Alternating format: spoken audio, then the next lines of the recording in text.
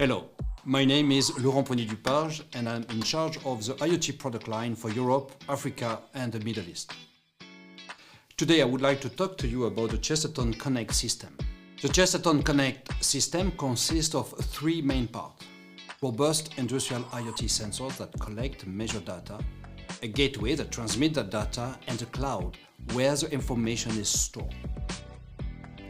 The first part of the system, the Chesterton Connect, is an IoT sensor consisting of an electronic unit connected to a remote sensor measuring process temperature and pressure. A second sensor, which measures vibration and surface temperature, is also integrated into this electronic unit.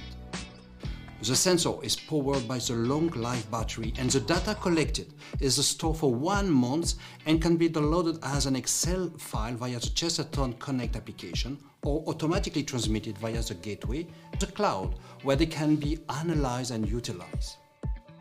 The second part is the IoT Gateway, a device that facilitates the automatic transmission of data to the cloud, either by mobile network or in some cases by Ethernet connections. The third part of the Chesterton Connect system is the cloud.